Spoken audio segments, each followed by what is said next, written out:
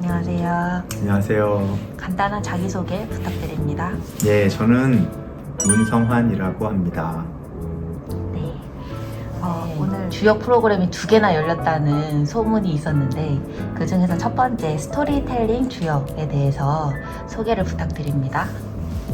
2023년에 주요 프로그램 2개를 준비했습니다. 그 첫 번째가 이제 스토리텔링 주역인데요. 이 주역이라는 책은 많은 사람들이 사실 이름은 들어봤을 책이라고 생각됩니다. 굉장히 유명한 이제 동양 고전이고 경전으로 불리는 책이죠. 사실 이 주역이라는 책은 보통 이제 또 점서로도 알려져 있어서 점을 보는 책이기도 한데요. 그러니까 어떻게 살아야 할 것인가 라거나 어떤 삶의 방향에 대해서 질문할 수 있을 때 그 대답을 얻을 수 있는 책이 주역이라는 책입니다.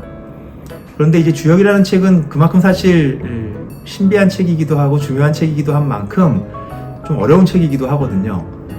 그래서 이 주역을 어떻게 공부하느냐, 또 누구와 함께 공부하느냐라고 하는 것이 굉장히 중요한데 2023년에 이 주역을 스토리텔링의 방법으로 같이 공부해보자 라는 취지로 프로그램을 열게 됐습니다. 그 스토리텔링 주역이라고 하는 것은 일단 기본 주역의 64개의 괴를 열심히 쫓아서 읽는 것 기본 위에 주역이라고 하는 이 책이 알려주는 인간사의 때와 도에 대한 이야기들을 각자 저마다 자기가 갖고 있는 자기 삶의 시공간 위에서 그 삶의 이야기들, 비근한 일상의 이야기들과 엮어서 주역의 괴, 효에 대한 이야기들을 풀어보는 그런 시간입니다. 한마디로 자기 삶의 스토리텔러가 되는 거고 그 스토리텔링의 그 바탕이 주역이라는 텍스트가 되는 거죠. 그래서 주역을 어떻게 활용할 것인가, 주역이라는 책이 어떻게 내 일상과 직접적이고 아주 실제적으로 만나는 텍스트인가 라고 하는 것을 같이 탐구해 볼 수 있는 그런 프로그램이 될 것이라고 생각합니다. 두 번째 프로그램인 직장인을 위한 퇴근길 주역은 어떤 프로그램인가요? 주역 프로그램으로 준비한 또 하나의 프로그램이 이제 직장인을 위한 퇴근길 주역인데요.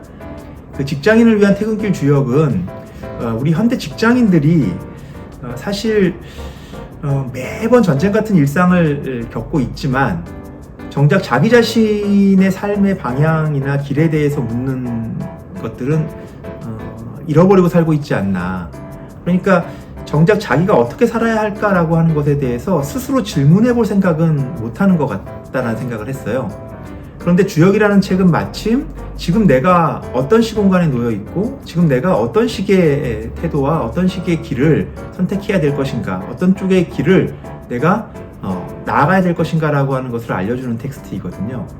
그래서 큰 의미에서 직장인을 위한 퇴근길 주역이라고 하는 것은 꼭 직장을 다니는 사람만을 얘기하는 게 아니라 상징적으로 우리 시대에 자신이 지금 처해 있는 시공간의 길의 의미를 묻고 싶어하는 누군가가 있다면 그런 분들을 위해서 같이 한번 주역을 공부해보면 좋겠다라고 하는 취지로 만들어진 프로그램입니다. 그래서 이 퇴근길 주역은 좀 더 심플하지만 좀 더 근본적이고 아주 원론적인 주역의 물음, 즉 우리가 인생에서 마주칠 수 있는 큰 때와 도의 변화들이 어떤 것인가를 64개의 주역의 괴의 의미를 찾아서 공부해보는 시간으로 삼으려고 합니다. 그래서 이 주역 공부를 잘 마치고 나면 적어도 우리가 살면서 겪게 되는 여러 경험의 이 변화, 그 경험들을 설명할 수 있고 스스로, 그리고 그 변화에 맞서서 자신들의 질문을 구성할 수 있고, 그리고 그 질문에 적절한 대답들을 얻어갈 수 있는 그러한 방식의 공부가 되지 않을까 생각하고 있습니다. 그럼 마지막 질문인데요. 혹시 이 두 프로그램들은 온라인 수강이 가능할까요? 예, 2개의 주역 프로그램, 스토리텔링 주역과 직장인을 위한 퇴근길 주역은 둘 다 온라인 전용입니다.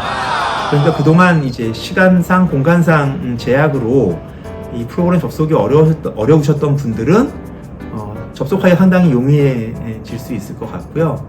그리고 무엇보다 그러한 시공간의 제약을 넘어서 좋은 공부의 장을 접속할 수 있는 기회가 될 수 있을 거라고 생각을 합니다. 스토리텔링 주역은 수요일 오전에 열리고요. 그리고 직장인을 위한 퇴근길 주역은 월요일 저녁입니다. 그러니까 직장인들이 월요병 없는 공부로 월요일 저녁에 직장인을 위한 퇴근길 주역에 오시고, 또 평일 오전에 시간이 되시는 분들은 수요일 오전에 온라인으로 스토리텔링 주역에 접속해 보시면 어떨까 생각합니다. 네, 감사합니다. 네, 고맙습니다.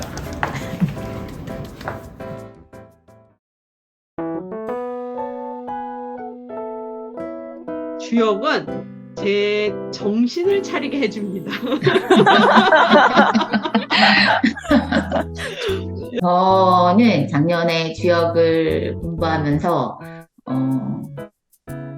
글을 쓰고 싶다고 생각을 만들게 해준 주역이었어요. 그러니까 그 전까지는 늘 이제 좀 과제로 뭔가가 주어지는 글을 쓴다고 생각을 했었는데, 주역을 이렇게 하면서 공부하면서는 선생님들이 이제 강의해 주실 때 벌써 막 쓰고 싶은 게 사실 막 생각이 늘 났었거든요.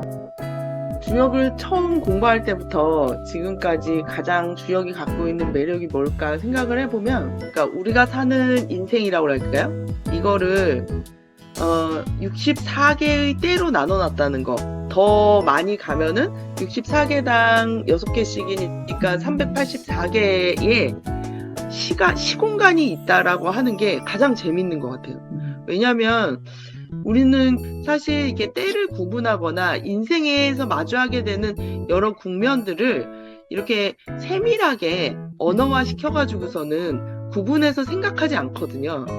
근데 주역은 그런 것들을 아주 세밀세밀하게 얘기를 해주는 게 그게 제일 재밌는 것 같아요. 이게. 저는 항상 어떤 사건이 일어나면 그 사건에 대한 원인을 그 원인을 저에게 두거나 아니면 그 사건에 연루되어 있는 상대방에게 두거나 그런 식으로 좀 사건을 읽어왔거든요. 근데 주역을 공부하면서 그런 때였구나. 이런 때였구나. 사건에 대한 원인을 이제 생각할 수 있는 하나의 틀이 더 생긴 그런 느낌이 들어서 그게 되게 저한테 되게 좋았었어요. 내가 늘상 필요하거나 어떤 마음의 간절함이 생길 때마다 꺼내 쓸 수 있는 도구가 아닐까라는 생각이 좀 들었어요. 이게 수천 년 전의 텍스트임에도 불구하고 지금의 내 삶과 얼마든지 연결할 수 있고 또 그 일상에 너무나 리얼하게 맞닿아 있다는 느낌이, 하루에 한 번씩은 무조건 쓰겠다라는 마음으로 했거든요. 그러다 보니 조금씩 매일매일 공부를 해야 되겠다라는 그런 공부하는 습관이나 그런 마음, 그런 거를 해주는 공부였어요, 주역은 저한테.